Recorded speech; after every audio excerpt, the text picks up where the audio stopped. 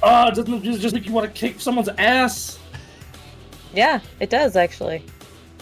All right, well, guess what? We're starting by kicking this podcast's ass. Hey, everyone, welcome. This is Super Gamecraft, Super Gamecast, a podcast about video games, hosted by Bronson Fiore. What's up, Bronson? What is up, everybody? It is Sunday, July 16th. I almost just said June. I wish. 23. I am joined by the always awesome Aaron Reynolds. Ooh, I'm awake. Our mod mommy, wielder of the band hammer, pilot of the Exo Primal, Emily Holslander. Oh god, I want to kick some ass today. Let's go. And the man who will always hand you your pink slip, the HR ninja, Jesse Pewitt. Oh. I thought you were all of these introductions for Jesse. This is fantastic. Wait, what? Sorry. I figured because like he's a ninja, you were gonna be like quiet about it, but it's like, no, he's just gonna fire you.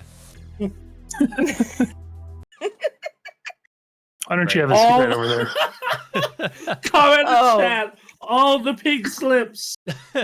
All the pink slips. Oh my god. Oh man, you know, if I started streaming again, every time I win a match, I could be like, "Here's your pink slip."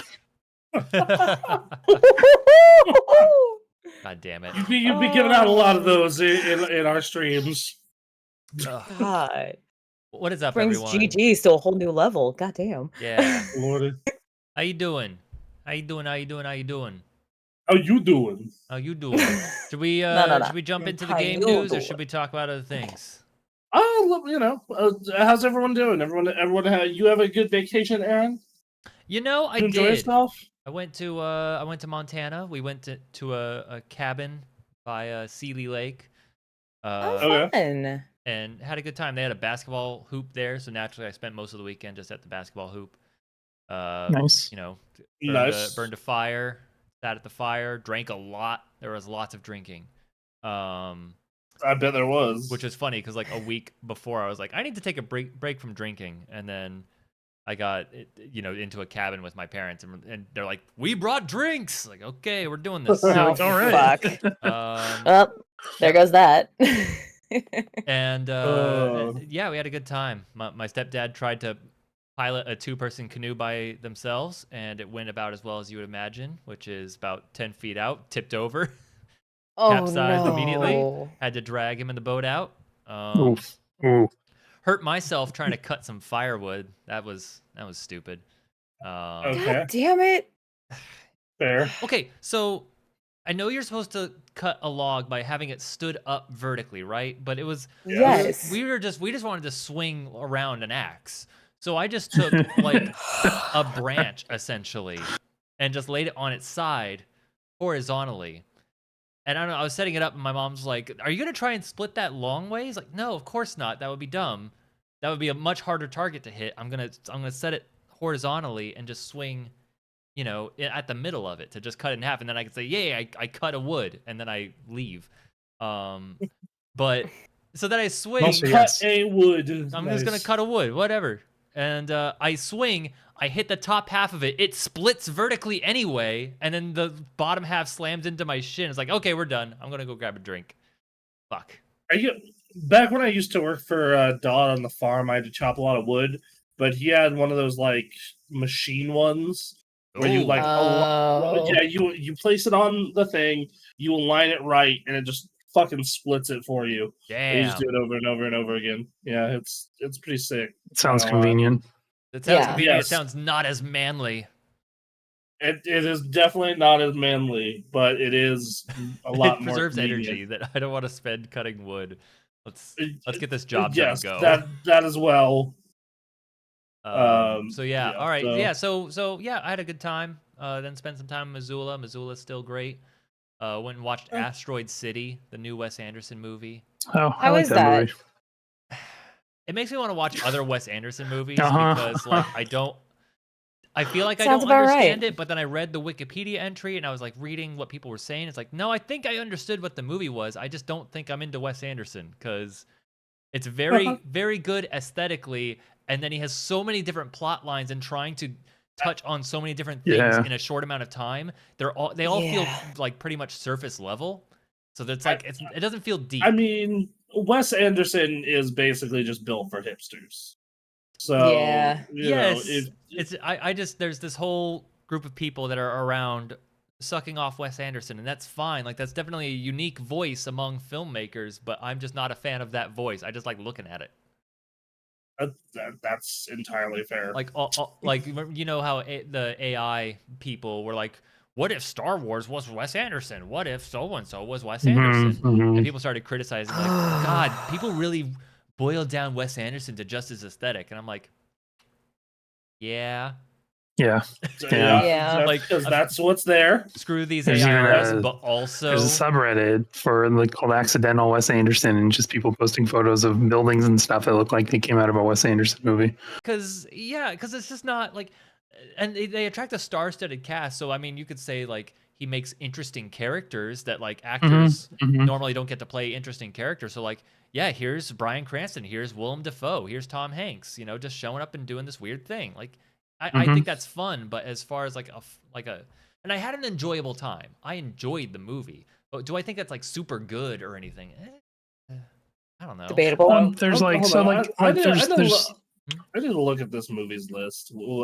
There's got to be like a reason that these people keep coming back to his movies, because like Edward Norton has said that he gets about $4,000 per Wes Anderson movie he's in. Right. Yeah. And like it's there's the awards.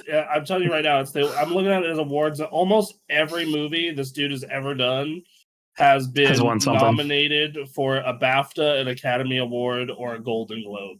Yeah. Yeah. And that's why. And that's a thing. Again, it comes back to like it's different. These movies are different from 95% of the other kinds of movies that come out, and I think that auteur filmmaking. Yeah, they're just built different. That's all. Like even Christopher Nolan does weird stuff, and like that's fun in its own way. Yeah, but he actually makes good movies. But he's also this is true. This is very are true. more traditional when you look at what Wes Anderson's doing. Wes Anderson's like, wow, you just have your own thing going. Yes, and that's worth checking out. You know, once every couple years. You know. Yes, I think that is my exact tolerance for a Wes Anderson movie. Is like once every 5 years. I'm very happy for people who do like Wes Anderson. You know, that seems like another one of those. You should check it out. I have never seen a movie that has talked more or faster in a movie ever than Asteroid City. Holy shit, there is talking happening all the time, and it is fast. Ooh. There's another director who is like that in the talking sense. Okay. It's like the early part of Kevin Smith's career. Clark One, Chasing Amy. I could see that. Yeah. Like they try really hard in this one. This one, you guys are really just pushing through these lines, huh? Like, wow. Like, yeah, they're definitely talky Clerks, but like, I mean, Clerks is a movie that's literally all dialogue.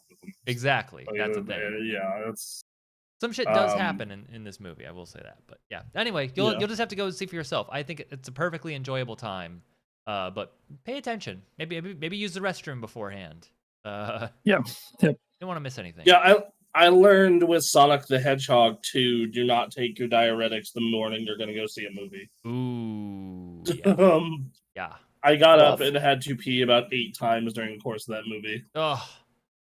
Which, you know, not an incredible movie, but still. Yeah, no, it's always that it was a good movie to learn that on. Yes. So yeah, that was my trip. Right on, man. I'm glad you had a fun time. Glad you're ready to get back into the content creation game. We're here. Yes, I'm ready to go. We got some stuff planned. We got some ideas, some fun times ahead of us. Indeed. Including Baldur's Gate 3. We're probably going to play that. I don't know if we're going to stream it, but I know we're all playing it. Yes. I think that'll be a fun I've been thing to fired stream. so many times by Ninja. Where are you working? Oh, God. Anyway. All right, what's this? I came in last week in the middle of. So in the middle of the fucking trip, bear. I just have to say this real quick. I was in the middle of the trip. I had my phone connected to a Bluetooth stereo, and I was playing music for everyone. I was on music duty. So I looked and see you're streaming, and I was like, I almost clicked on it. And I said, I should disconnect and see what it is they're talking about before. Before I do that. So I disconnected. Good wise decision. I pulled it up, and the very first thing comes out, and it's Bronson just saying, okay, so the question is whether or not it is bestiality. I still stand by my argument that it's a very, very, very fine line between extremely weird and bestiality. Well, I see. I don't. Ninja putting it in context for me made it so it was not bestiality. That's It's the just thing. extremely weird. Yeah. Okay, so is this bear giving consent? Yes. Yes, yeah, 'cause it's another like human. Well, I don't know if it's a human, but like it's another sentient being that takes the form of a bear through its wild shape.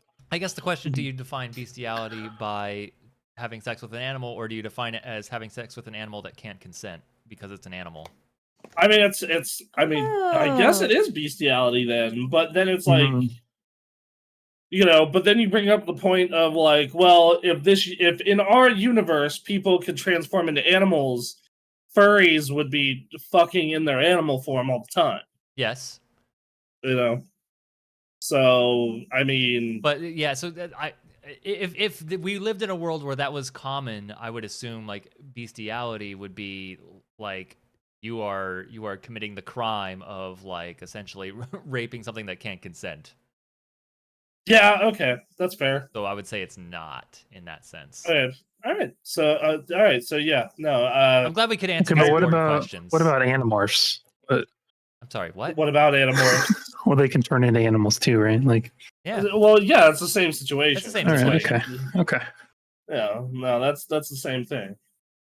I just needed some clarification. That's all. This is the my Animorph fan podcast. fiction that I'm writing. Yeah. This is the question this podcast is here to answer. Is questions about whether or not fucking a druid in their bear form is bestiality. Listen, just because I submit Animorphs fan fictions to Archive of Our Own doesn't make me any less.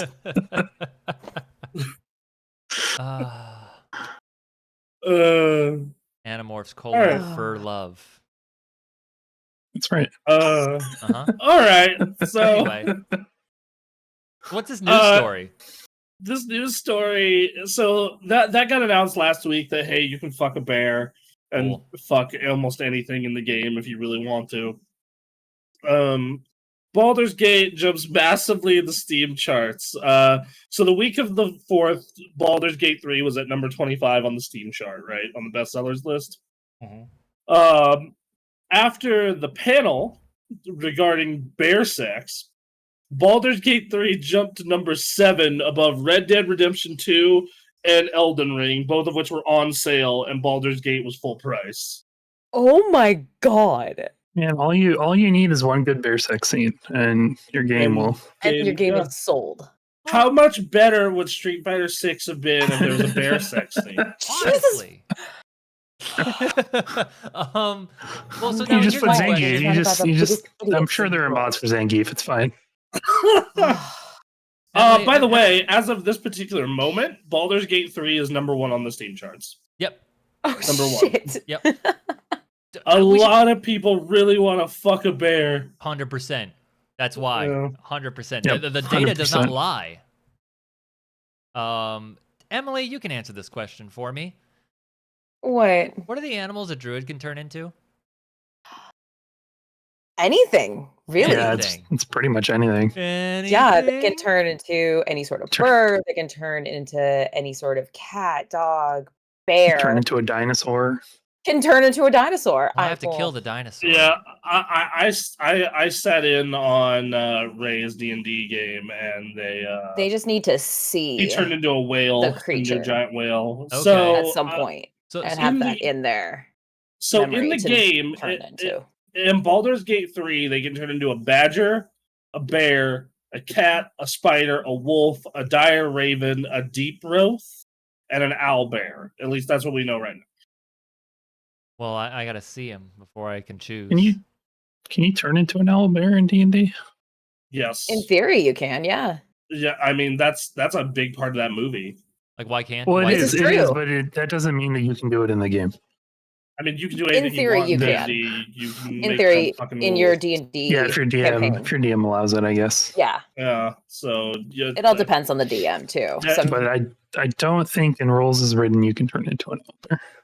I don't think anyone who plays D&D will agree with that or care. Outside of I left my really, 5th There edition are a lot, book there out are a lot of in people I think my that would living room. care. Shit. Okay, yeah. Actually, no. hold on. Emily, you'll have to come back to us on that later. You'd be surprised at how many rules lawyers there are. There's a lot of rules. There but are also, a like, lot the DM of rules lawyers. will happily ignore a rule if it means. If the DM wants you to fuck, they will ignore some rules to make That's it right. happen. That's right. Have you met a bard in Right, any D&D campaign? Yes. I mean, darling, Without This entire fail. that's their job. this entire conversation is making me want to go watch that D&D movie again. It's a good movie. Dude, Bronson, we should get a D&D group together. That should be a stream. Really, maybe. I'll think about it. Chaos. You want chaos. D&D is just sex with strangers and chaos and almost dying. Bronson, Oh. Bronson, Okay. I ask you to open your heart to chaos. I had to. Jester's my girl. I had to. See that's no, that's how you sell me is, Yeah. Oh Lord. Yeah. If Good. D&D had that with griefing of other people, there you go. I mean, technically you can do that, but the people can turn on you. If Yeah, we want to grief NPCs, we can do that all day. We can burn down houses if we want.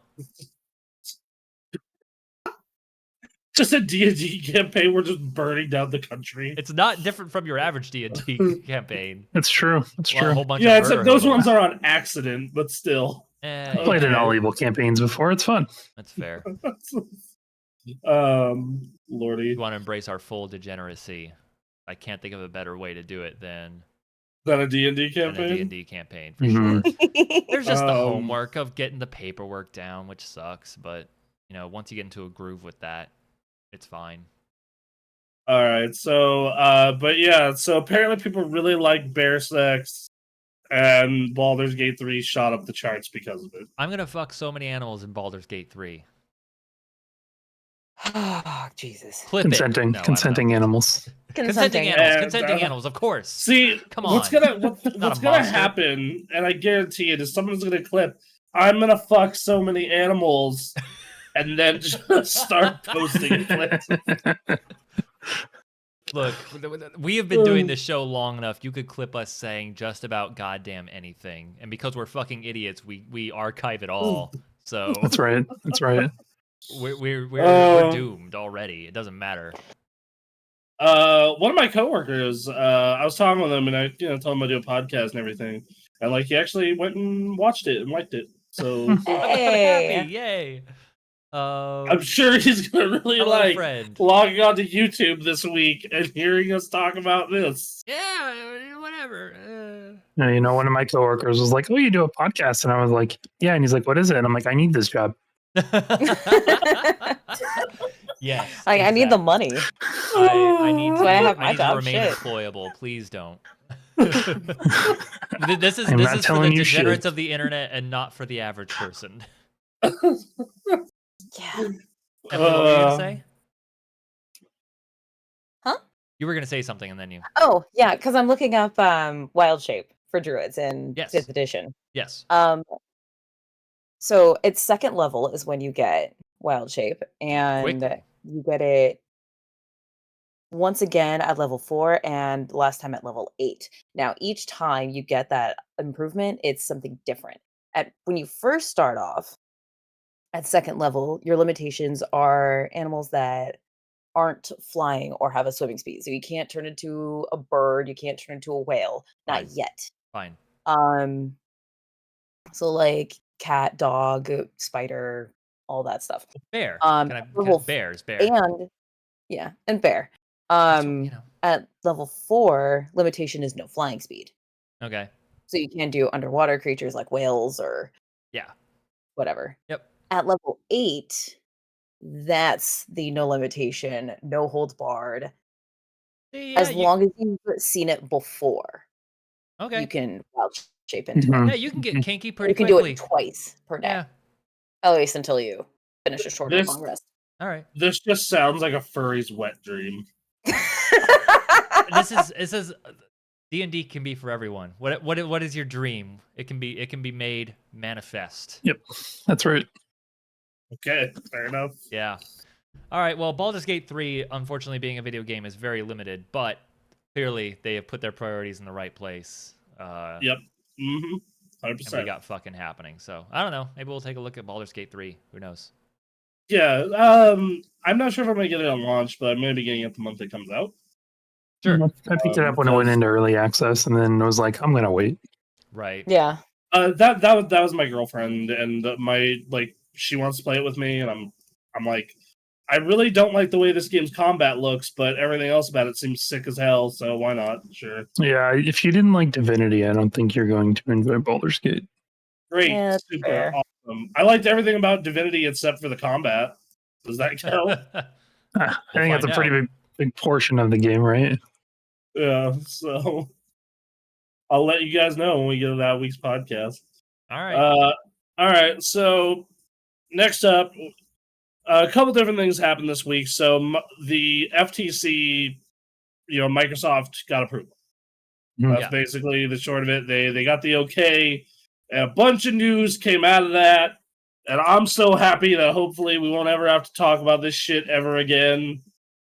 Which I know that's not the case because it still has to go through the UK.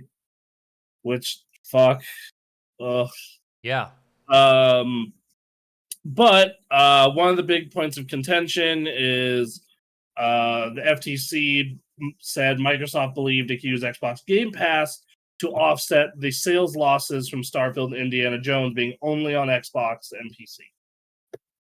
Which, sure, that's totally reasonable, actually, in my mind. I mean, it would be more reasonable if I knew what those numbers were. Mm-hmm. Mm-hmm. You know. I mean, we know how many people are on Game Pass. I mean, yeah, but I don't know how that works out. You know, how much they give to each developer. Yeah, what do they pay for those Game Pass deals? Mm-hmm. Yeah.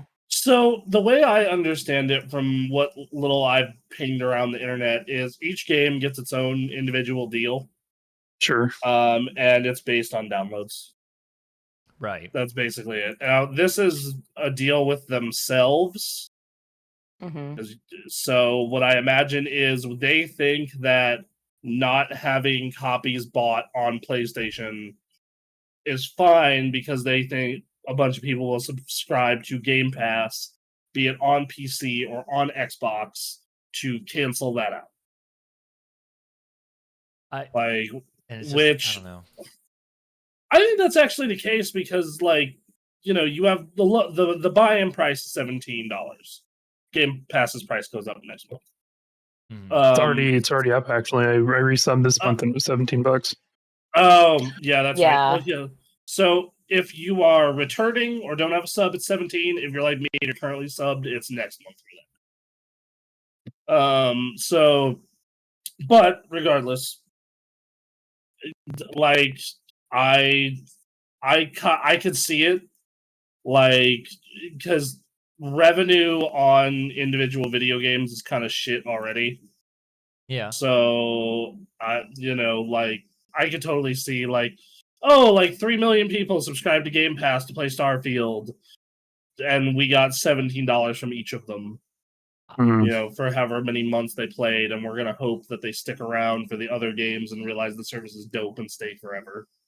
Yeah. That's the question, though. This game more than any other game is the test of let's get people to buy the concept of Game Pass.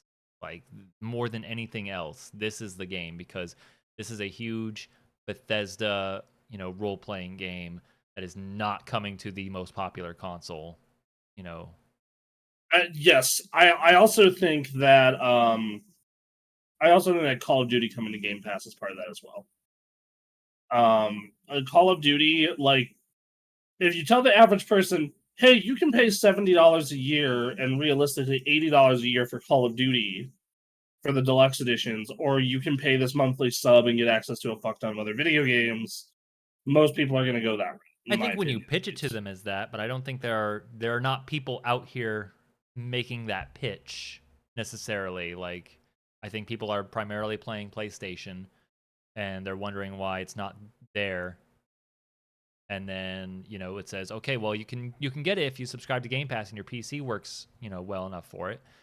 And then they make the decision themselves. And the question is, will they make that decision of, okay, I will get Game Pass for PC or whatever, or get an Xbox even?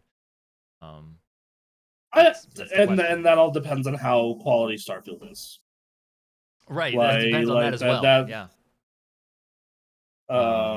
I wonder. You know, I see so much negativity towards the Xbox brand, and that's all I've seen on the internet for a good long time. I mean, well, yeah, because like over the course of a year, like, because 2021 they had a great year. There's no doubt about that, and there was a lot of positive buzz. Over the course of 2022, they burned up most of that goodwill. And then Redfall really did not help with that. Redfall being a failure did not help at all. No. At all. Hi-Fi Rush did. In fact, I thought Hi-Fi Rush was like a thing like, oh shit's turning around, baby, let's go. But that also happened like the same month as those layoffs at the same time. Yeah, no, absolutely. And that's a company-wide Microsoft thing, and that's super shitty of them. And as someone who worked for a Microsoft vendor, it was really cool hearing people in meetings that I was not supposed to hear them in the meeting be like, yeah, Microsoft expecting us to pick up the slack, the vendors to do it. Great. So good. Sounds right. Yep. And to be fair, also a lot of this talk that we're talking about specifically is not, you know, the super pro PlayStation people who admittedly are super vocal and thus, like, who knows, you know, how much they number. I always find that the most vocal people are not usually in the minority. Like the vocal minority. In fact, I actually I have someone in my office that I work with. You know, they play games too, and she plays on PC and her boyfriend just plays on Xbox. Okay, as you know, just likes playing on Xbox, and that's a lot of people. They just the Xbox is where they play games. You know, like, yeah, the PS5 is selling better, but it's still like the Series X is still selling. It's still selling, but like, let's not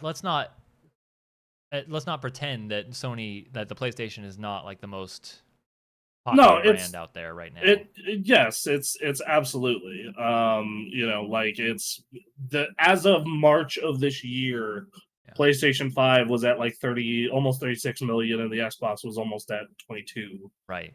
So, like, yeah, there's a difference, but you know, big games can turn that around real fucking fast. They can. This comes back to this. Well, we've been saying for months now, if not years. Well, I guess months for sure. But like Starfield, this is the game. This is the test. Like, is the stigma from that last generation still there? That people aren't gonna switch over. Because we've also talked about how people want to, you know, protest games, and the moment the game comes out, everyone negs on that protest because they want to play the video game. Yes. And that works in Starfield's favor, that works in Xbox's favor. But the question is, switching over to a different platform. Let's put it this way. I know multiple people who really do not like this merger for a lot of different reasons. Yeah. All of those people are going to buy and play Starfield. Every last one of them I've talked to. They're like, oh yeah, I'm going to definitely play it. And I think that game is going to be huge. And the thing is Microsoft does not give a shit if you buy an Xbox to play it. Right. They do not care. Nope. If you play it on PC, great. Super awesome. You bought the game or you subbed to Game Pass, and what they're really hoping for is you subbed to Game Pass because reoccurring revenue. Yeah. That is the game here. Get you in the fucking subscription service because reoccurring revenue. If you guys remember from prior podcasts, they did that Phil Spencer interview after Redfall's, terrible launch, and like if there was any doubt before, it's like, look, we are not going to win against PlayStation and Nintendo in that traditional console way. We have to invent our own way, and that is, they're doing their cloud gaming thing, but also, yeah, it's Game Pass, which is also tied into their cloud gaming stuff. Like that's the way to do it for them. And Game Pass is sick. Holy shit, dude! Game Pass is fucking amazing. If you love video games, and you just want to play a ton of different rad video games, $17 a month, and realistically, if you don't care about playing the latest and greatest, and you just want to play a bunch of really cool stuff, not gonna beat it. And then I think that this is something that isn't talked about as much, that I keep bringing up with Xbox, that I think is great. If you are a gamer on a really lean budget, like you do not have a ton of money to spend on games, the fact that you can get a console for $250 to $300 and not buy a game, but just pay $17 a month to get access to, I don't know if this is the same on the console version, it might be a little less or a little more, but 439 games is what's currently on PC Game Pass. I'm looking at it right now. Right. I think it's just about that much for console. It's like 400 or 500 games on Game Pass for console players. So not all of those are going to be for you, but they have a little bit of every genre. Yeah. So yeah, like I think that they're doing a lot of really good stuff. It's just they need Starfield does need to be a win. It needs to be a win. Like really at minimum, Starfield needs to be good. Like it needs to be Fallout 4. Like a lot of people really like it, and it's a good game. Yeah. And ideally, it's a mega hit. Yep. They need to market the shit out of it. They need to get it out there. Oh yeah, they are absolutely going to market the ever living fuck out of. Like I don't know, Street Fighter 6 level. We are out here. We're not necessarily getting characters, in other video games kind of marketing, but like. I forgot that Street Fighter crossover with Exoprimal was happening. They crossover with Exoprimal. They have costumes Fortnite and PUBG. PUBG, yeah, which is weird. I didn't realize PUBG was still popular. Yeah. There's a whole. It's huge. It's huge. It's not as huge as Fortnite is, but it's huge. Yeah. Had PUBG gone free to play sooner, I think it would be every bit as big as Fortnite. Had they gone free to play right away, they would have taken over. But it was that $40 that they started with that is what gave Fortnite the push that they needed. Yep. The advantage. That's actually what took me so long to get into PUBG is I didn't want to pay. I dumped that $40 as soon as I saw people playing. It's like, this looks fucking rad. Yep. Did the same thing. Yeah, I waited. I had a great time. I loved my time with PUBG, and then Fortnite's, took it. And it's fine. I played a little bit of Fortnite for the first time last year, and it seems fine. It's fine. I liked it more when it was a horde shooter. Which is funny because no one knew what the hell Fortnite was when it was just that. Nobody knew what Fortnite was. I will always remember. So Fortnite was in development for like ever. Like I went to my second PAX in 2012. And got to see the first, and that's when I was reporting on shit still. And I got to see the first behind closed doors look at Fortnite. And they made a big deal out of it. Cliffy B was talking it up, like it was, And then, like, I didn't hear jack shit about it for 5 years. It shadow drops and comes out. Nobody cares. Nope. It puts in a battle royale mode, and it becomes the biggest game in the fucking world. So. So weird. But weird time. The exact quote from the article is Microsoft Gaming CFO Tim Stewart said that when Microsoft evaluated exclusivity of ZeniMax games in December of 2020, despite having more than 10 million units forecasted for both Starfield and Indiana Jones on PlayStation, Microsoft believed it could offset losses incurred from taking those games exclusive through Game Pass and increased console sales. Increased console sales. Well, yeah, they have to be doing a bundle. They have to be doing a bundle.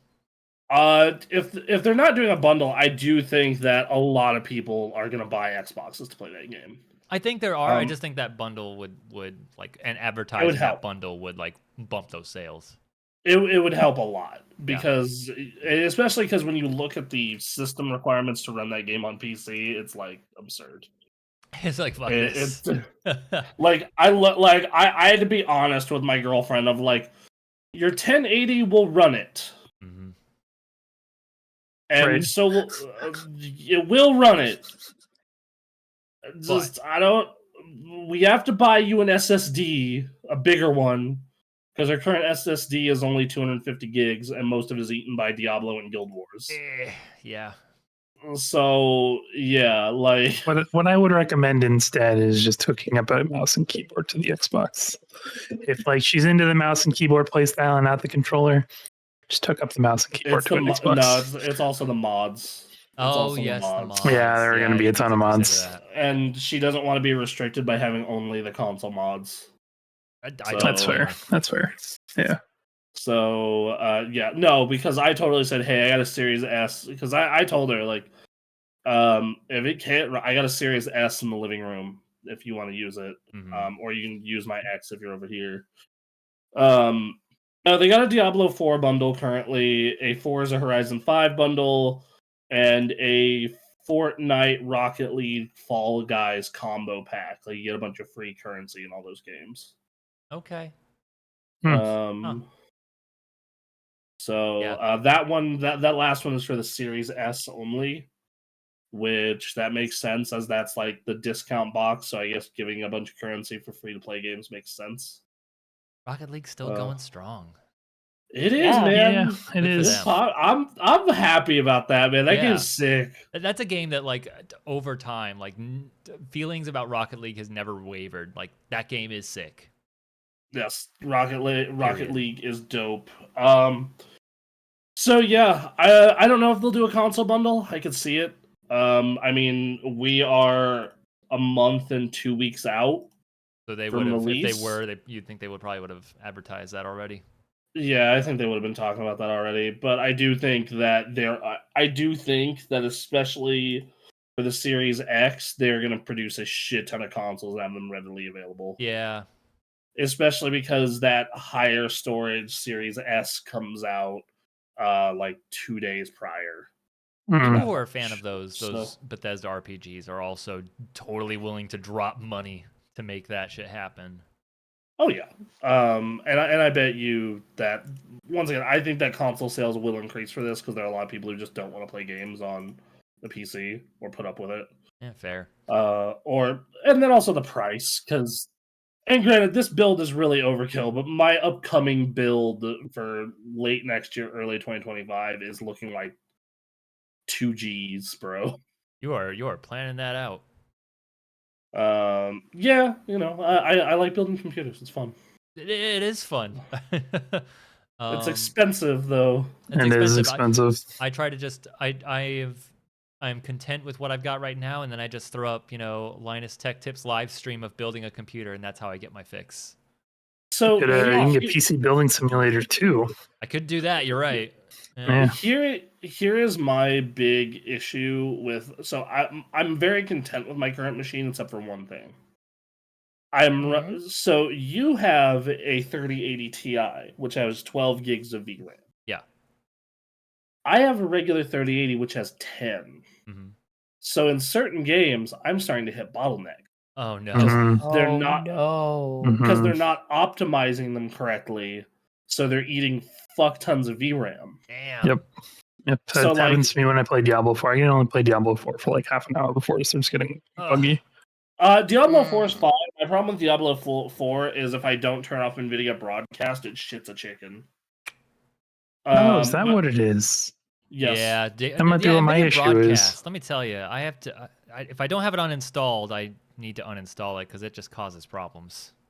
I don't uninstall it, but I do turn it off when I'm playing certain games. But, so regardless, so I think that a lot of people are going to buy Xboxes, especially, I mean, dude, they have a model that's $250 to $300, depending on if it's a sale or not. And Starfield, there are a lot of people who love those Bethesda RPGs to death and only play them on console. So I could totally see people I know going out and buying Xboxes for that game. Yeah, I want to make clear this is definitely going to cause some Xbox sales, and there's going to be a boost. Like, there's no fucking question. It's losing PlayStation, like the making revenue. up the loss of that is what I'm unsure of. So hold on. But it's all dependent on Starfield being good, and your Fallout and your Elder Scrolls fans deciding to become hardcore Starfield people as well. Yes, and I think that last one is a lot more likely than Yeah, normal. I don't know that crowd, to be honest with you. I don't go that hard on Elder Scrolls or Fallout, but a ton of people do. So I know a lot of those people, and they get mad every time I say Fallout is trash. Well, yeah, because you like to stir. I like I like to poke the bear a little bit. But like for example, my girlfriend loves those games. She is super upset about this merger and about this game only being on Xbox and PC, even though she primarily plays on PC. She needs PlayStation people to be able to play it. She's totally buying it. Like, she's totally buying it. Okay. And that's most people I know. Like, even the hardcore PlayStation people I know are like, yeah, I'll just go Series S to play it. It would be fun.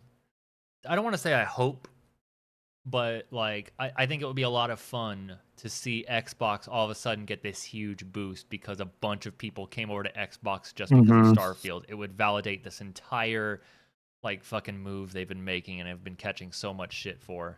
It would make it so much more interesting. It would make it so much more interesting. That's the thing. Like, it would like all of a sudden Xbox is a player again out of nowhere.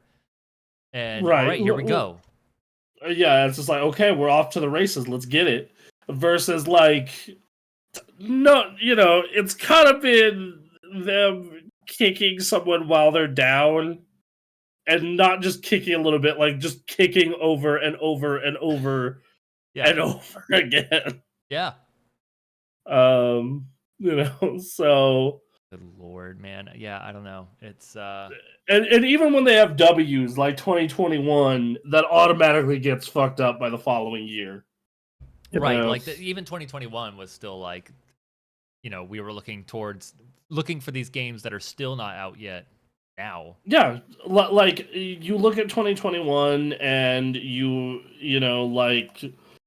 see Halo and Psychonauts and The Artful Escape and Forza and Age of Empires 4 and Remastered. They had this amazing year, and you're like, all right, and they're set up. Let's go. Let's see a real match here. Yeah. And then just completely shit. It's just, ugh. Yeah. They need this some so other bad. Yeah, they need this W so bad. I do think that this is going to cause more like a big revenue swing. Will it make up all those 10 million copies sold? Maybe. Depends on how many people stay on Game Pass for more than a month. It depends, right? That's the thing. It depends. Because let's say half of those people, half of those 10 million sales turn into Game Pass subscribers. So that's 5 million people paying $17. So an average game, most publishers make 30 to 35 per copy. So obviously, this case we're gonna say 30, just to make it easy. So 5 million people times 17, you're gonna need 2 months of Game Pass. Each person paying for Game Pass for 2 months. Plus whatever you make on a console. So which is like $5 probably. Yeah. Because I'm not sure if you guys know this, but they do not make money on selling the actual console. No, software is where they make all the money. Yep. Yeah, like they sell these things at a loss to start. Most of the time.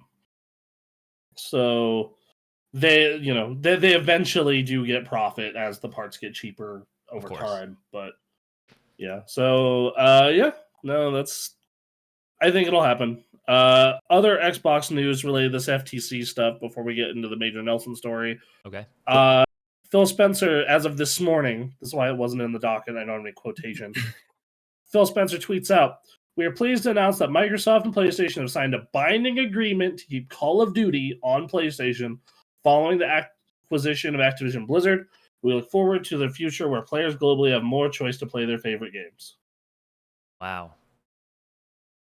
It happened. Yep. I'm sure that was ready and just waiting for the merger to be official. That's the thing. As soon as the merger went through, PlayStation yeah, like, Sony's like, well, I guess we'll sign. All right. Yep.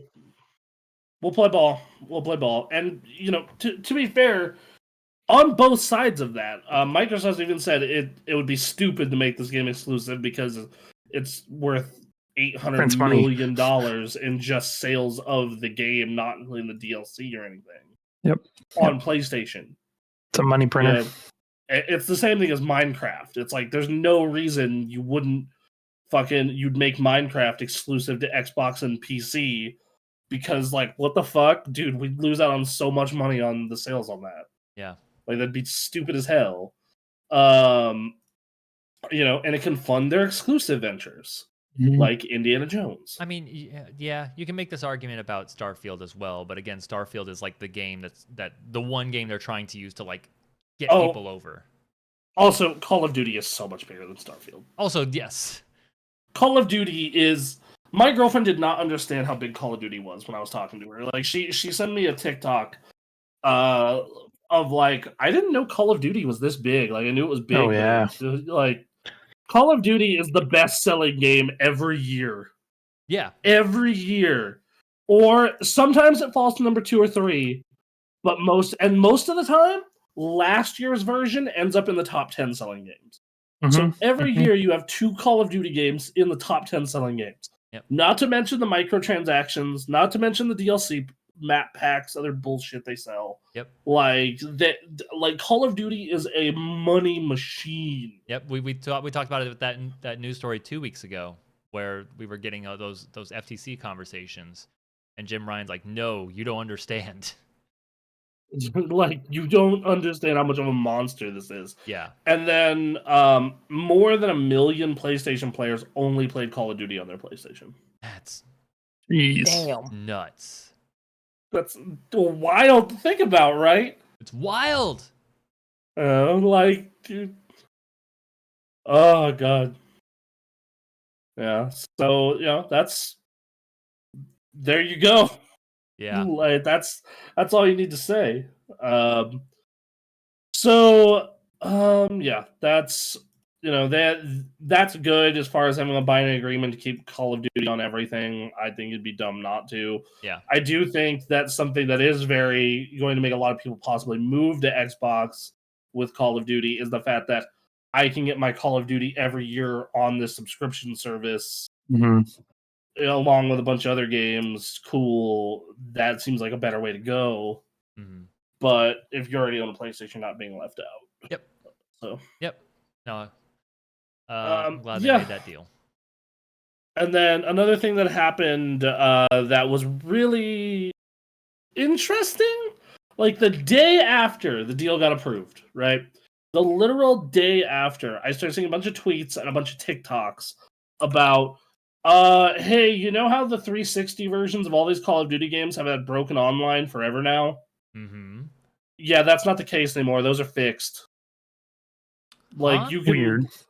Yeah, like, you can go load up Modern Warfare 2 just fine, and it no longer takes forever to find a match if you're lucky. Like, you can get one immediately. Huh. Yep. Wonder what the player count is. That's, we can actually find that out. Can we find that out? I would love to see how many people are like, I have my disc for Modern Warfare 2 original. Here we go. Because I'm very curious. You want to talk about Call of Duty being big? I wonder how many people are hanging on to just this old copy of Call of Duty, and it's like, I just want to play that. That's all I want to play. Here's my copy of Modern Warfare 2 original. Where did you have that stored? Where was that? In my living room. Why is it in your living room? because I have a shelf full of old video games in my living room. I'm just trying to figure Because out your suddenly- shelving because suddenly it process. works. You've got your closet, you've got your readily accessible stuff, and then you went to your living room for more. Keep my 360 games out here. Okay, let me explain. So in my bedroom and / office area is kind of where I keep all the modern stuff. Oh, That's PS4 / 5 games. Well, yeah, that's kind of it because that's the only thing I buy a hard copy for anymore. fair enough.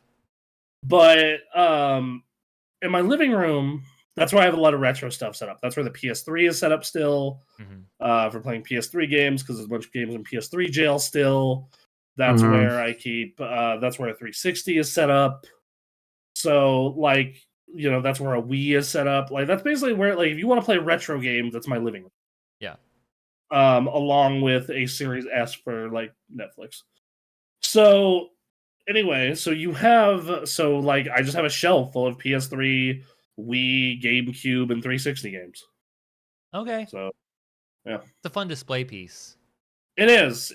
Gets people talking. Yeah. But yes, you bring it up. Here's my copy of Modern Warfare 2. Put it in.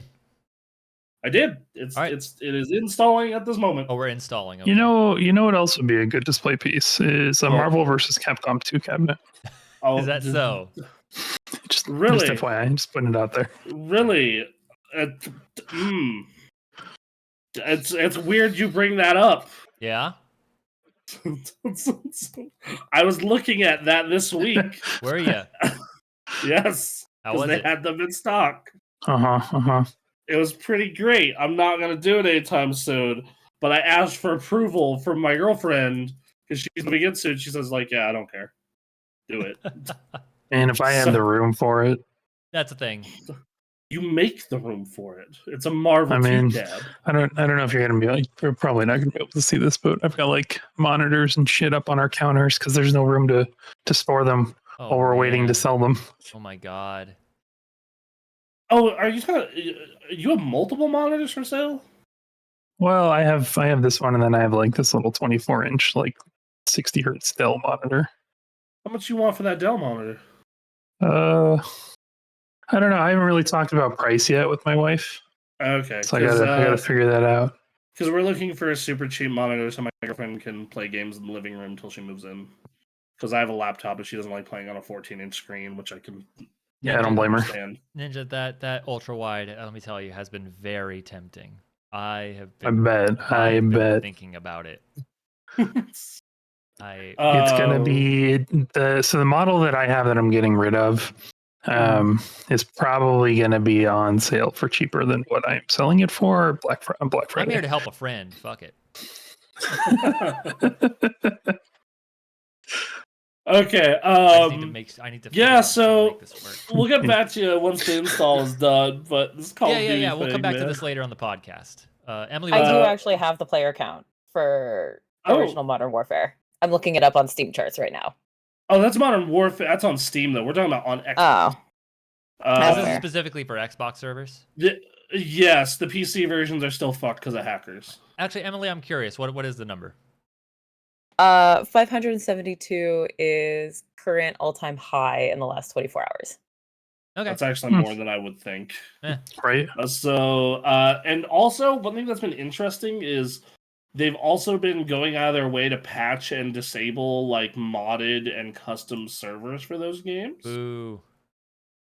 So like it's very apparent to me that they are going to be like going out of their way to be like, hey, you should play you can play these on your Xbox or your PC now soon. Yeah. I don't know. Wow. It does make me kind of want to go track down some hard copies of old Call of Duties I liked. Fair enough. Yeah. So, yeah. So anyway, the last piece of Xbox news we have, I swear to God, I say that every week. I know. Look, this is kind of the last of that, probably for a bit here. Oh yes. Like it'll be Starfield came out and it was awful. Man, they're fucked. Yeah, right. Or exactly. man, Starfield came out and it was pretty good. If it tanks, then yeah, we have to have this whole conversation over again. But Yeah, I'm really hoping it comes out and it's at least good. Yeah. So that way we can be like, all right, it's good, man. Hopefully they'll rebound. All right, on to other shit. On to I'm other here for the stuff. chaos. I hope it tanks. Let's go. We have been talking about this fucking like Xbox FTC merger for a year and a half. Yep. I'm so tired of talking about it. I'm just about that console war life. I wanna see how they're countering each other and talking about each other. Yeah, that's kind of what I'm about too. Like, I don't want to like. Part of the reason that last generation was so boring in regards to it, it was just like Call of Duty, or not Call of Duty. It was just Sony monkey stomping the shit out of Xbox for ages. Okay, so I'm in Modern Warfare 2. He's in. So it says 0 players in like every lobby, but I guarantee you if I click on something, all right, let's see how if it finds me a match. Yeah, it found me a match instantly. Instantly. Okay, so it doesn't have the numbers set up ready to go, but yeah, the numbers are broken, but like this, yeah, and all of them are. Oh my god, there's a lot of like new accounts too. Are there really? Wow. Yeah, a lot of people are coming back, baby. Then there's a sale going on Call of Duty games right now on Xbox. Gotcha. Oh, is there? Okay. That makes sense. Okay. All right, I'm about to play my first match of Modern Warfare 2 in forever, apparently. Lordy. Right, well, okay, so what's this next story here? Well, that's loading. So we all know about Major Nelson with Xbox. He was kind of the big face of especially the 360 era. Of Microsoft, and like, hey, Major Nelson here, and they're gonna announce a bunch, and he would go ahead and announce a bunch of stuff for whatever was going on with Xbox. Yep.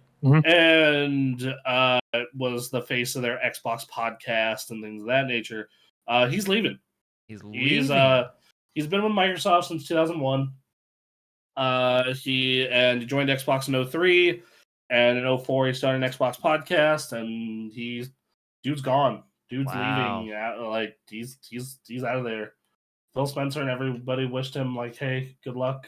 They got to find a new personality. Yep. They do. New brand ambassador. He did say the Xbox podcast would be back. Yes, just not with him on it. Yeah. So I forgot that his name is Larry Erb.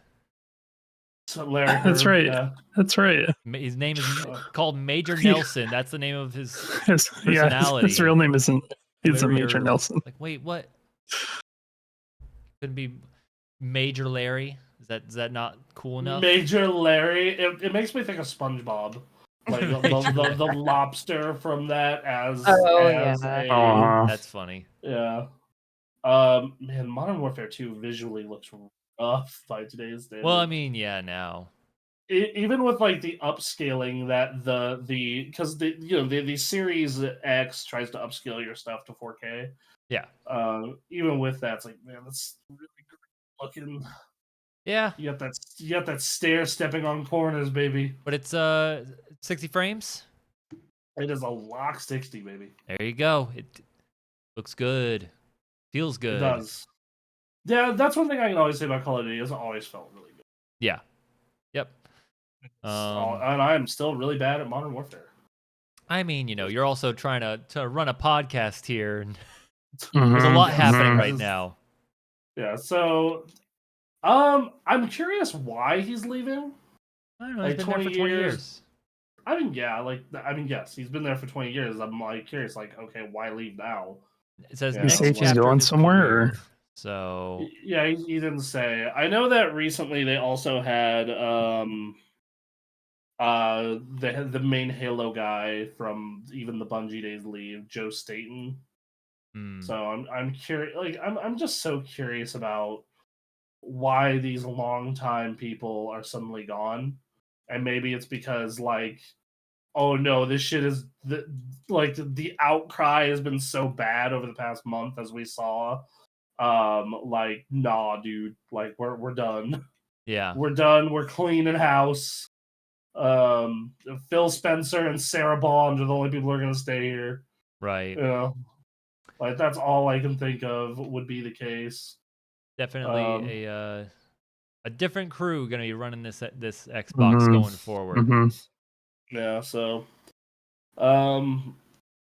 yeah. So I'm curious to see who they'll get to replace him. God knows Phil Spencer doesn't have the time to do that shit. So yeah. Oh man. Sad, but it is what it is. It is. New people. And fresh blood. Xbox, hire us. We'll run the Xbox podcast. Yeah, I'm sure that'll go great.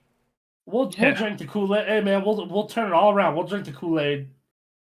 You want to pay me for a full-time Xbox podcasting? Yeah, I'll drink all the Kool-Aid you want. Starfield's doing so well. Man, Starfield's gonna be great. Who needs PlayStation? Starfield looks amazing. Man, I can't wait to replay all the old Call of Duties. Like, it's gonna be so sick. Oh, it's gonna be. I'm gonna play the old Call of Duties, and I'm gonna play the new Call of Duties. I'm gonna play them all on Xbox on the Game Pass because that makes the most sense. Xbox Game Pass. Yeah, you don't need Starfield at 60 FPS. It's more cinematic if you just lock it to 20. I don't. Oh God.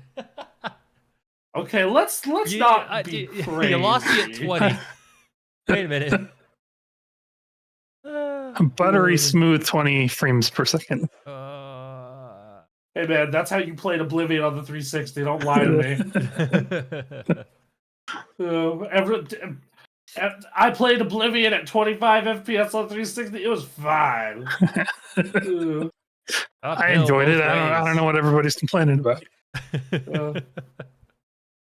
To be fair, it's still not as bad as playing fucking Skyrim on the PS3. Yeah, I mean, yeah. Not that far. All right, Bronson, I know you're in the middle of some Modern Warfare stuff. I'm going to move us to the next story here. Which... Yes, I was actually just about to do that because I just died again. Okay, there you go. Go ahead. Go ahead. Gex! Gex, everyone's favorite platformer on the PS1 and N64. Who does not love Gex?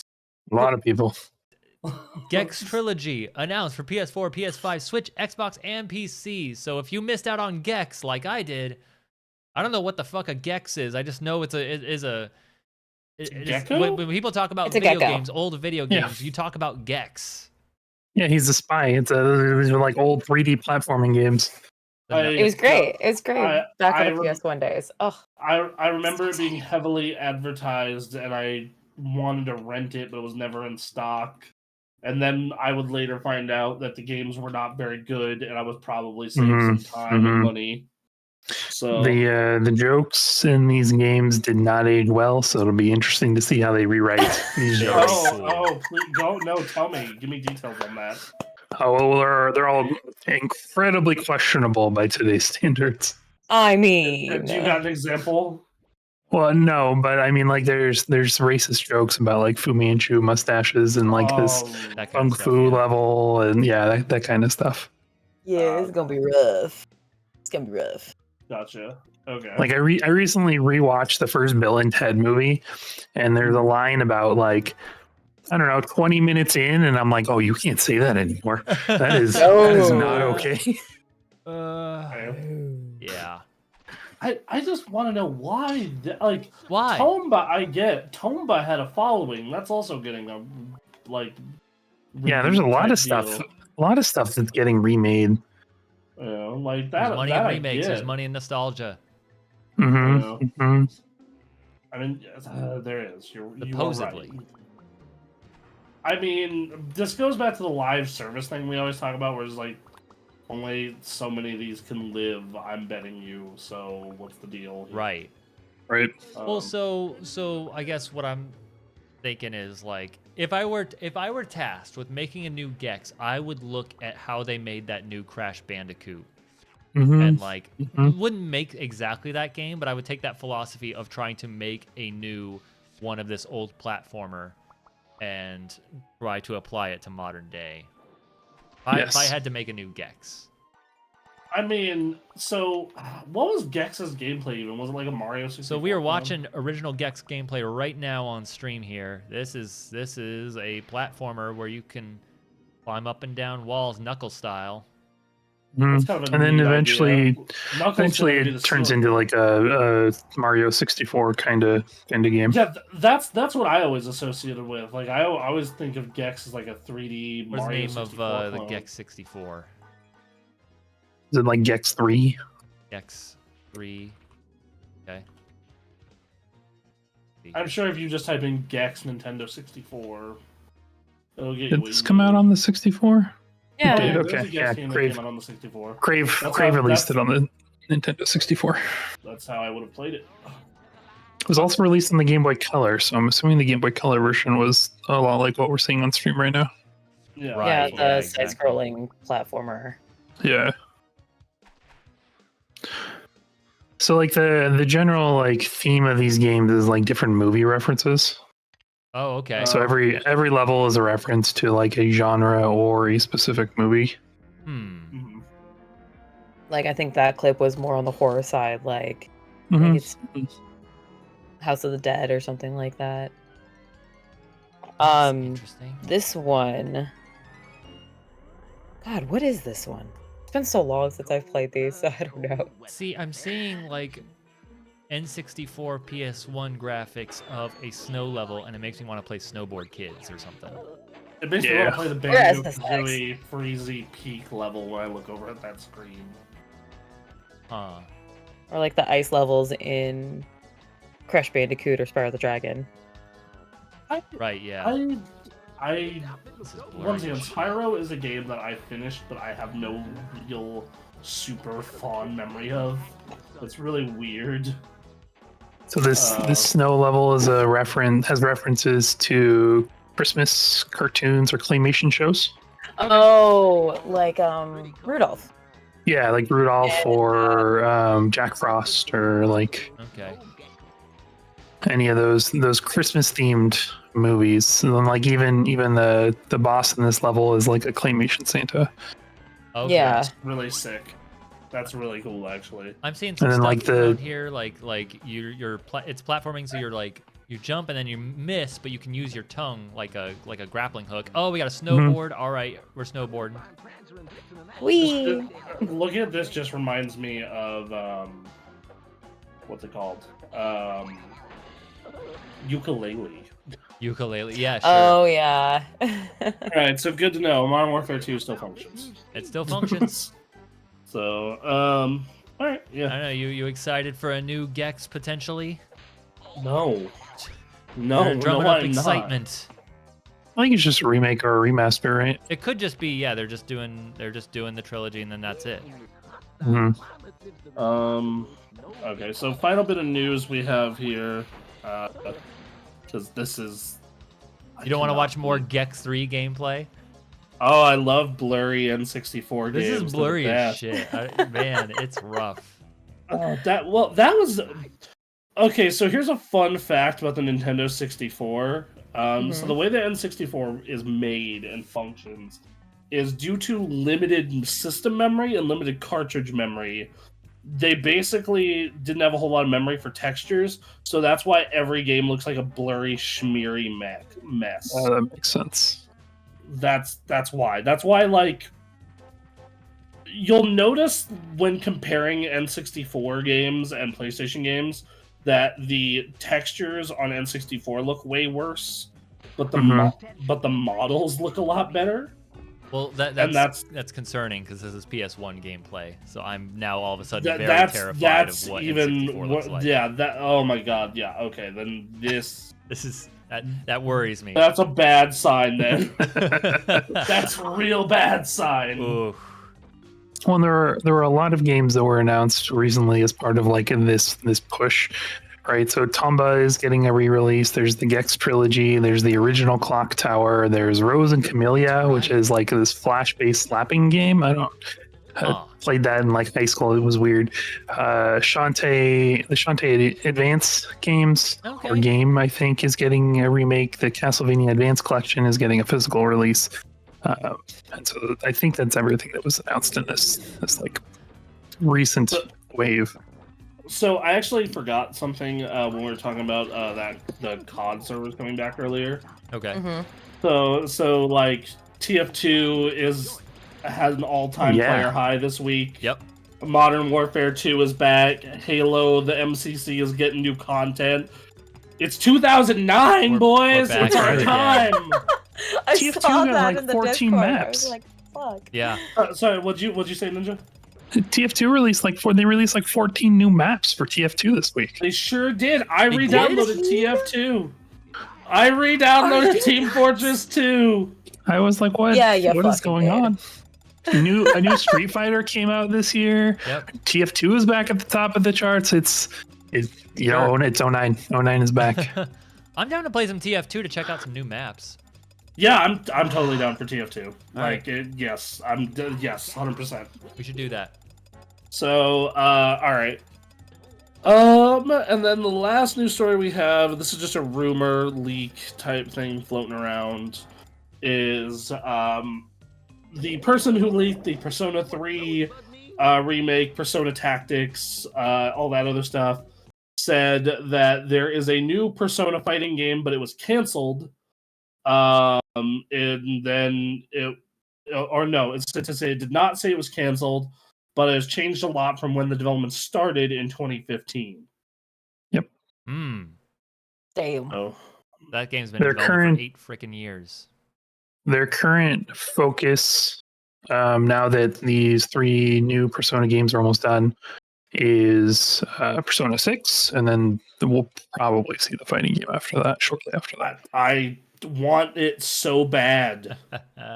Okay, you have to understand. So, like, from the 09 onward era of fighting games, like Street Fighter 4 was my number 1, but Persona 4 Ultimax was a real tight number 2. Mm-hmm. So yeah, yeah, man. So fuck it, I'm hyped for that. I'm super stoked. Yeah.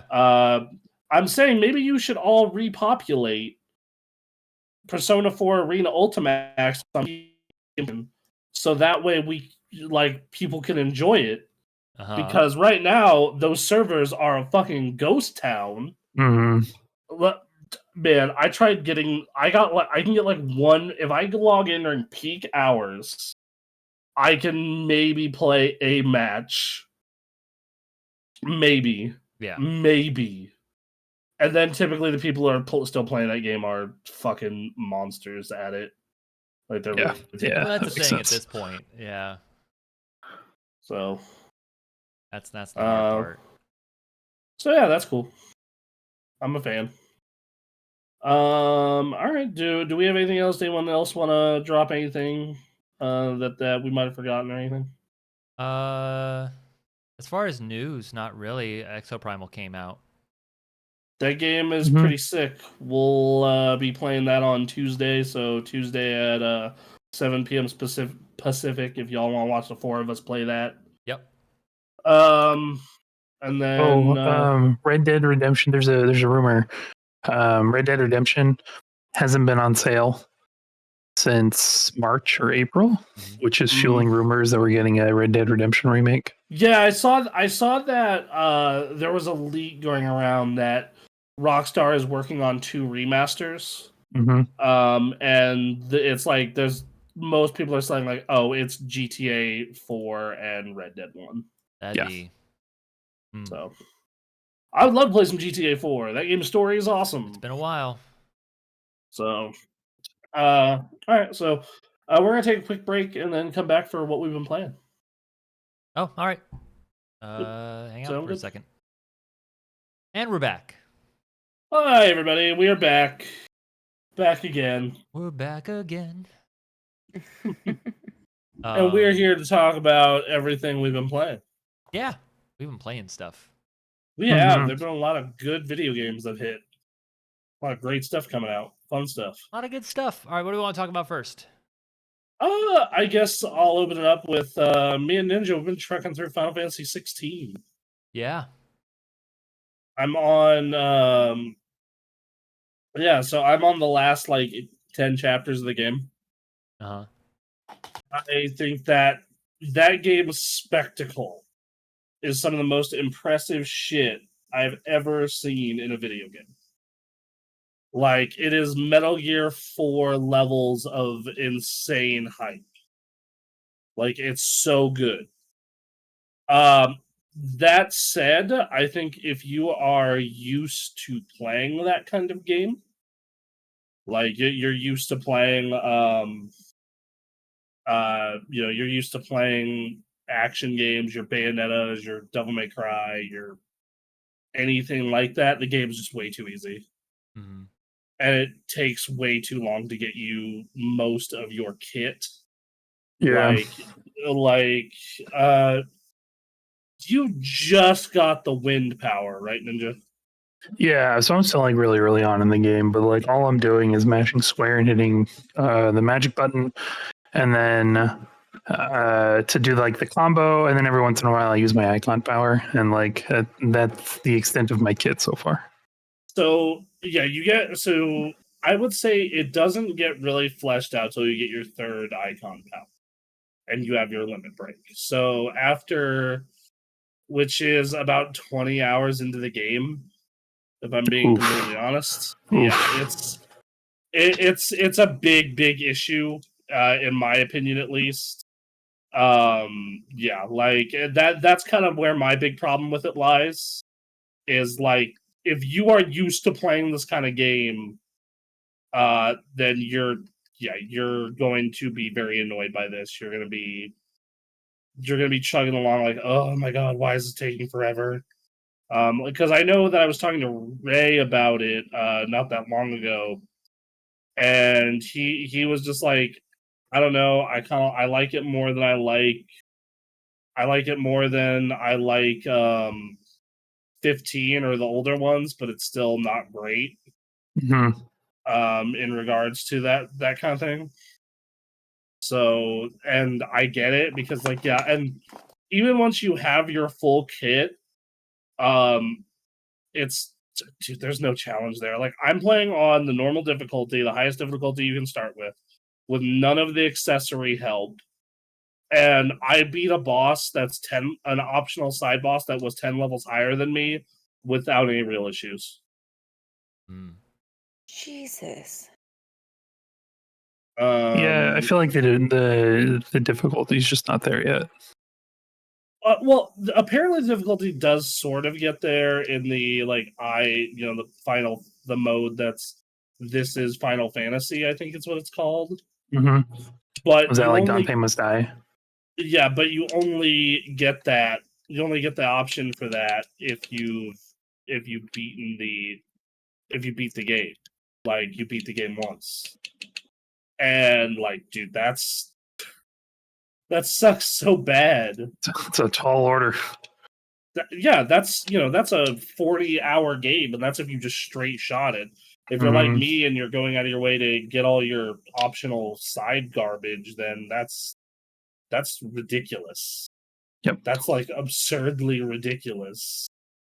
Yeah. So yeah, like that's my main issue with it, but like, this is the best mainline Final Fantasy since 10. Single player mainline Final Fantasy. Excuse me. It's better than 13 and all its sequels. It's better than 10-2. It's better than 15, and it's by like a wide margin. The story and characters are actually likable. The moments are epic and fucking crazy. Yeah, it's just really good. So yeah, I have these. This is going to seem like a bunch of like bitching and nitpicking with it, but at the end of the day, this is like the first time for a single player Final Fantasy game that I've actually wanted to finish it and enjoy it since 10. Okay. Like that's, if that's willing to tell you anything about what I think of it. You know, so pretty high praise. Yeah. Well, I mean, yes. your assessment of single player Final Fantasies post 10 have not been great, so I guess it's not a high bar necessarily. No, but it's definitely better. Okay. They did better. All right. So yeah.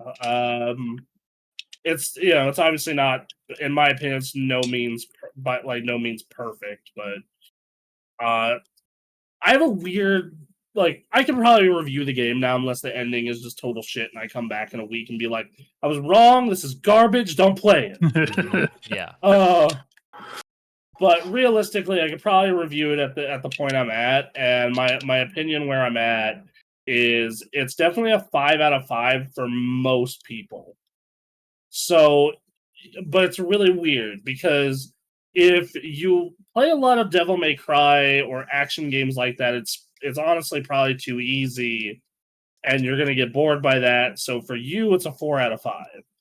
If you're a traditional Final Fantasy fan, you might find the action combat frustrating, especially with how long it takes to get to it. To it getting good if you're not used to playing that kind of game. And then last, but certainly not least, is just general people who are looking for a good video game. Those people, I think, are going to really enjoy it and be fun. Mm. That's basically where I'm at with that. So, yes, graphically impressive, story's great. The icon moments, the primal fights, they are every bit as hype, if not more hype, than you would assume. Nice. And I want to, and Ninja, you did the Phoenix fight because it's at the very start of the game, and you have the Garuda one coming up. I want to let you know that is nothing. Okay. That is nothing to compared to what happens later on. Like literally just it's like I cannot explain to you. Like I thought that Garuda fight was incredible when I went through it, the one you're about to get to. And I was like, man, how's this game gonna top that? No, I was it does. I It was tops it. so Okay. oh yes. So something to consider, I guess. Yeah, no, it's man, like they I am so this made me hopeful for future Final Fantasies. That's how much, because like it has been a while since I've been optimistic about Final Fantasy. Because 15 was mediocre, 13 was trash, 12 was trash, like, and then different spin-offs have different levels of quality. I personally think the only one that's really all that good is Crisis Core, but so yeah. All right. That's good. Good. Yeah, what about you, Ninja? Since I know you're only early, but what have you thought of it so far? The story is interesting enough. I think I really like the and I think I've mentioned this before, but like you can hold the touchpad to figure out like who the players are and what the setting is for like that scene. I think it's a much better way to handle like lore dumps than like Final Fantasy 13's encyclopedia, where the game is just here you go. Here's every term they're gonna throw at you, every location, every like person, all at once. Here you go. Have fun. Figure it out. Good luck or don't. So I think that was a much better decision than the encyclopedia lore dump. The combat right now is a little stale. I unlocked the second set of icon powers, which is made things a little neater, like being able to knock enemies down when they reach like the halfway stagger point to do more damage, and building that into my combos and stuff has been fun. I am on my way to the actual like Garuda fight. I fought the individual that I thought was going to be, or at this point in time where I thought there was going to be the Garuda fight, and then it's like, oh no, you actually get to fight the icon. I haven't put a ton of time into it. I'm probably like 5 or 6 hours into the game, but it's been really fun so far. It's just that anytime I sit down to play a game, any game, because I haven't played through Diablo 4 yet. I'm like in Act 2 of Diablo 4. I purchased some games during the Steam sale that I haven't touched because I keep going back to Street Fighter 6. And like Final Fantasy 16 is just one of the casualties of Street Fighter. Yeah, I managed to get away from Street Fighter this past week and a half, which is why I managed to get through so much of Final Fantasy. And thankfully, my girlfriend and I were committed to doing the Diablo campaign together. So that was, there you go. We did that. It was great. So all that I have left in my like need to get caught up log after Final Fantasy is Zelda, and then I can live in Street Fighter for the next 2 months. Yeah. So, yeah. So yeah, but Street Fighter is fantastic. So it sounds like you've been mostly playing Street Fighter and 14. Yes. And it sounds like your 14 time might be reduced soon. Yeah, yeah. I love 14, but my static imploded last night. Like after the raid, a couple of us were talking, and then our raid lead is like, you know what? I don't think that like we have enough people that are feeling it, so we're just gonna cancel. And so the static just kind of imploded on itself, which is fine. But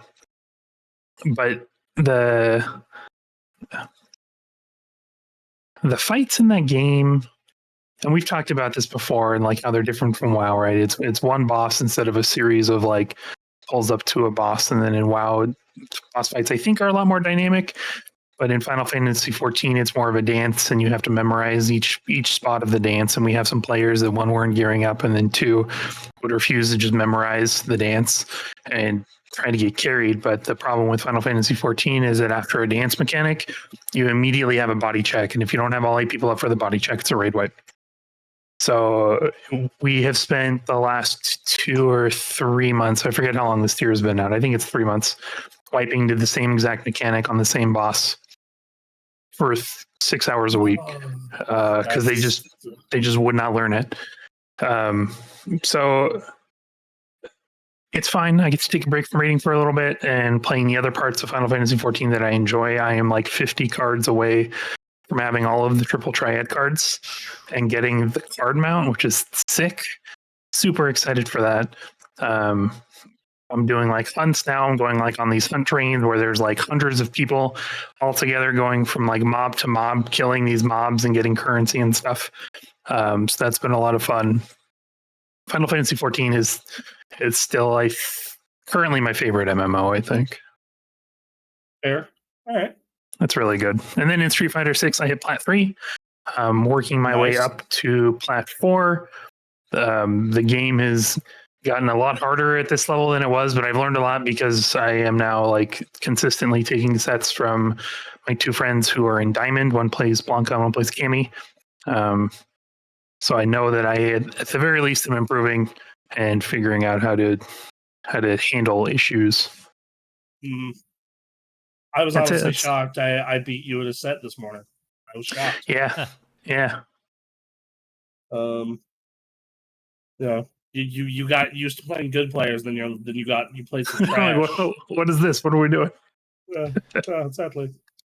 All right, well, that's cool. I'm just saying, if you're looking for a raid team, my WoW team is a casual team. We're having a good time. I just hopped back this week. Yeah, I may look at WoW again. I'm not sure. Yeah. So, I was playing some 14 this past week, and I kind of hit the wall I always hit with 14, where I'm doing end game content, and I finished up the story. I'm all caught up. I finished 6.4 story. And I'm not going to do the Manderville quest until my girlfriend comes back, because I agreed I'd do all the Manderville stuff with her because she really loves it.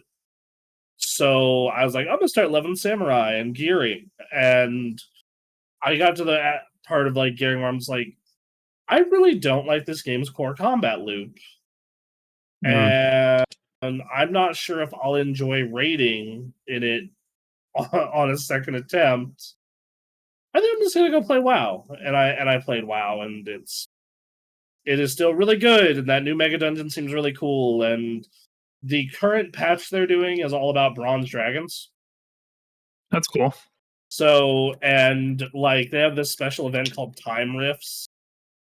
So what Time Rifts are is like you go to an area, and it's like it feels like everybody in the fucking server is in the area. It really does. Like, it feels like everybody and their fucking mom is like, let's put it this way. I normally get that game running at like 120 FPS, roughly. There were so many people in some of these areas fighting bosses then it was down to like 35 FPS. Mm-hmm. It was fucking crazy. So there was that.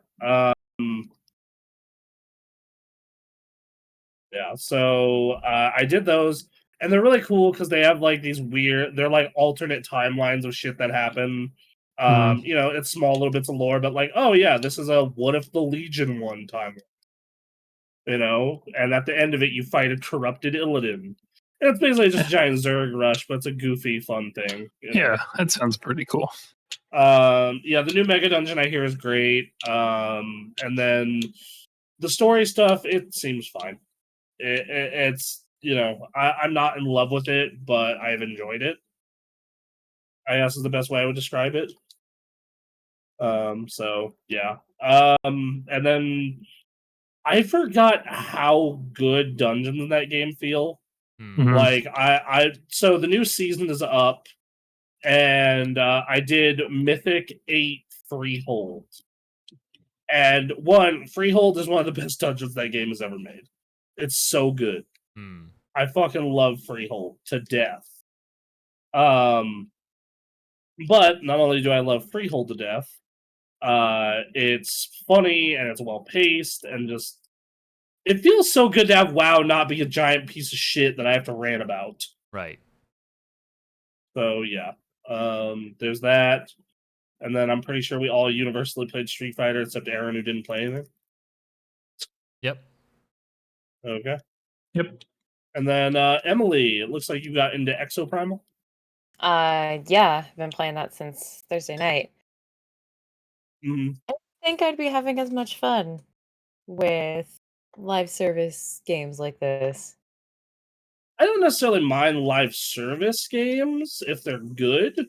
Yeah. I think that's like the big fucking qualifier, though, is like if they're good. And that seems like that oftentimes can be a very big qualifier for live service. But this one is like a blast.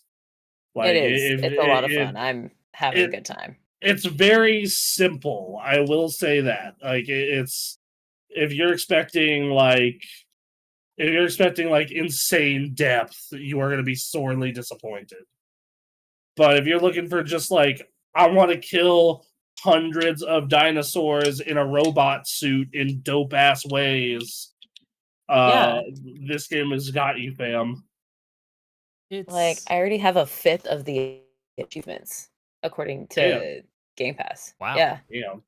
I've been playing this almost nonstop for 2 days. Okay. Which Like- exosuit have you been gravitating towards most? I've been doing Deadeye. Okay. Like I did a round in one of the other ones. I can't remember which one it was because it was really early on when I started playing. But I've been like my exosuit for my Deadeye is 4, and I'm at a player level 6. Okay. So. Yeah, I'm at similar level. I only started yesterday, but I just kind of just went in. I threw up Kitchen Nightmares on one monitor and then had Exoprime. I was like, all right, Nice. maximum brain dead hours right now. Let's go. Man,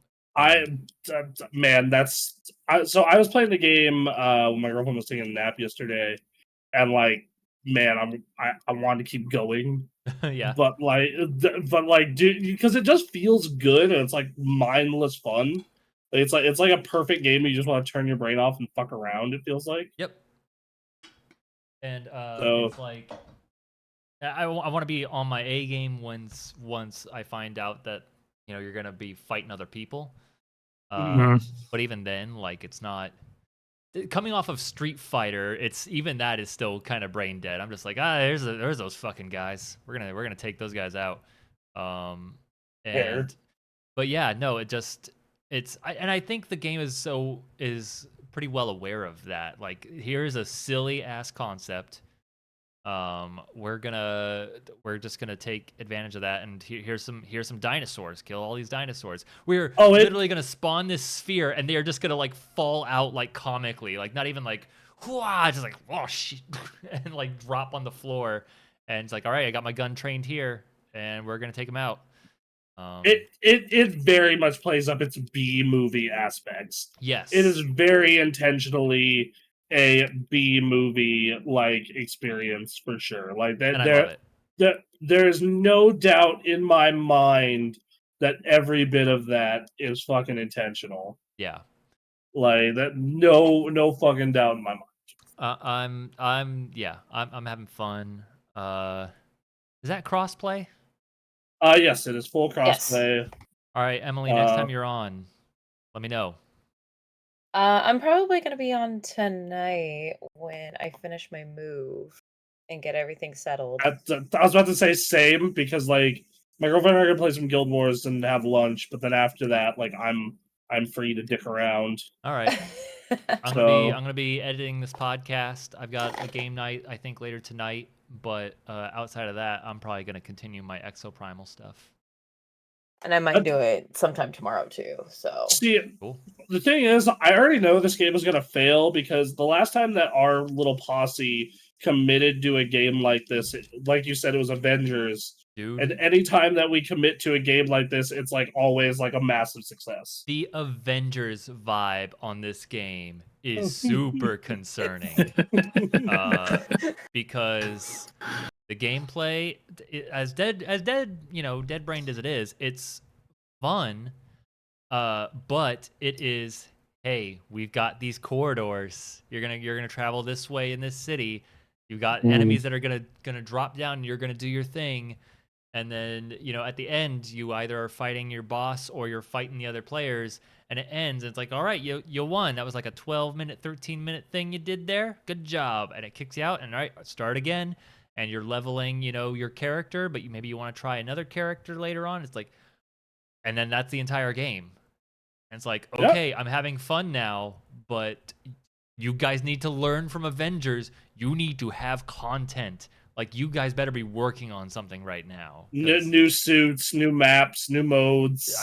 So they got a new mode coming. They definitely need new maps. They need some more maps beyond what they've got. And then they have a decent number of suits. They certainly have more than what Avengers had in terms of characters. But like, people are going to max out these suits quick. Right. Like the amount I played, I feel like I could level up a suit in a day if I really committed myself to it. And which I think that necessarily could be a good thing. The thing about this game that's so interesting to me is, like, outside of Game Pass, it is a full $60 experience. Yes. Which is a bit much for this. Kinda. I'm not thrilled about $60. Even though I don't have to pay it as a Game Pass member, I'm like, this is like at most like a $40 game. Yeah, like, okay, so let's say that, like, Ray was actually into robots and we were trying to convince him to play this. Is he not into robots? No, he thinks giant robots are stupid. Yeah, no, God damn it. I like Ray too. God damn it. I know, man. I know. Like, trust me, I got you. I want to cry. Oh. Want to cry over some beers, Aaron? God damn it. All right, anyway, so yeah. I have a whole six-pack that I haven't cracked yet, or 12-pack I haven't cracked yet. I know. We gotta figure something out. But anyway. So he doesn't, but like, trying to convince him to pay $60 for this would be like impossible. $60 is a lot of money. Like, well, yeah, because like we all have Game Pass subs, so like for us it's like like whatever. That's nothing. Like, it's like, okay, cool, we'll just download it and be good to go. You know, I actually downloaded on both platforms just out of like, oh, this is cool. Sure. Out of sheer curiosity. Why not? Yeah, it runs great on both too, by the way, if you're curious. Nice. Fantastic. In fact, I actually kind of prefer the Xbox version because for whatever reason it seems to be like a little snappier when it comes to signing and loading in. Oh, weird. Yeah, I've noticed that too with my Xbox. It's like queue up and then. Yeah, like I've noticed that like on the PC version it's like signing in. I'm like, what the fuck is taking so long? Right? Yeah, that's the PC for you.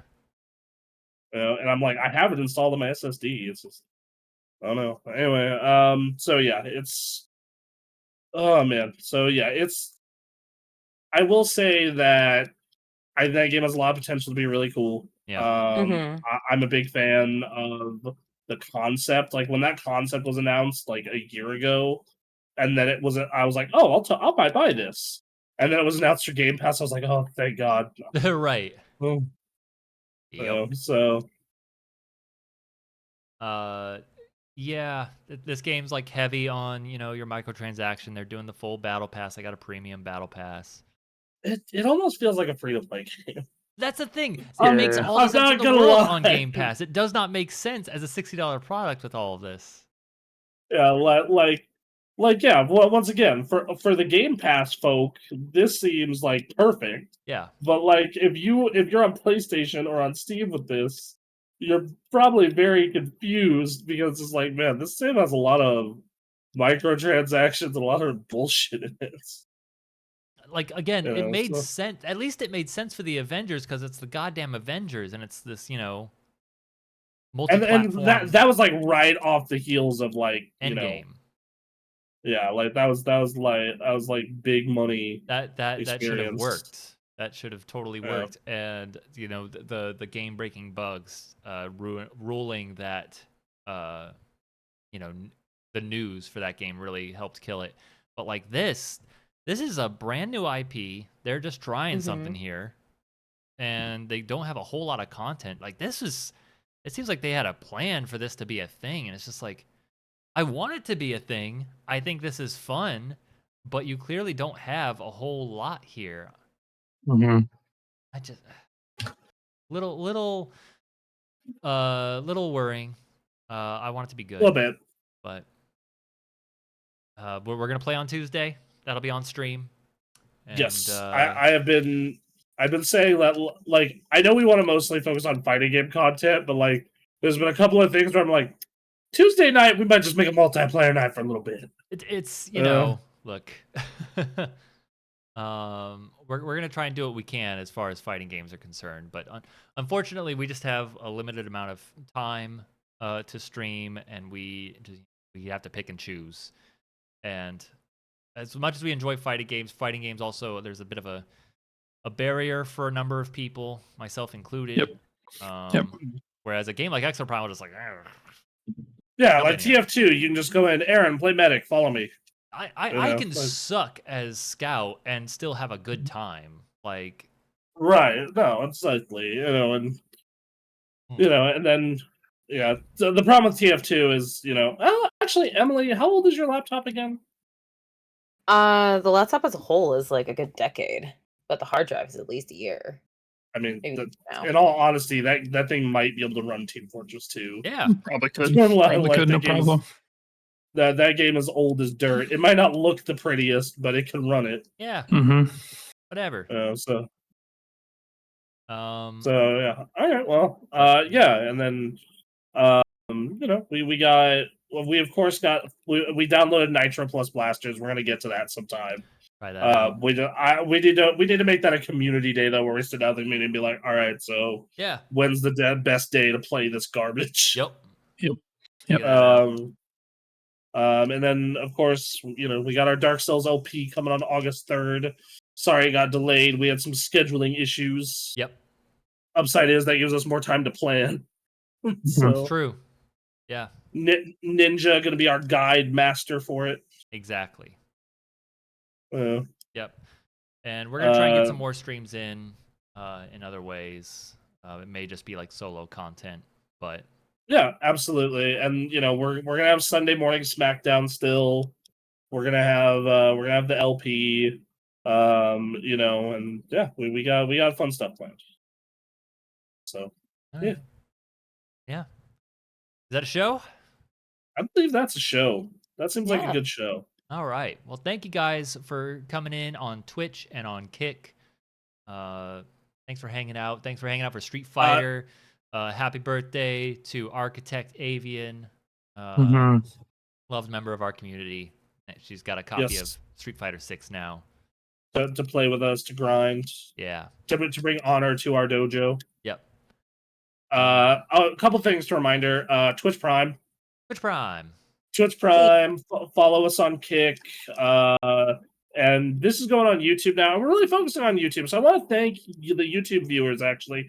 For the first time ever, this podcast hit 200 people watching it on YouTube. Nice. Last week. Cool. So, yeah, follow on YouTube, subscribe on YouTube, hit that bell icon, so that way you can get notified. Ring that bell. Look, man, we're really bad about shilling ourselves. We need to get better. We gotta figure that out. But you know, yeah, that helps us out a lot. 75 followers on Kick will help us get to affiliate, I think. Do they call it affiliate there too?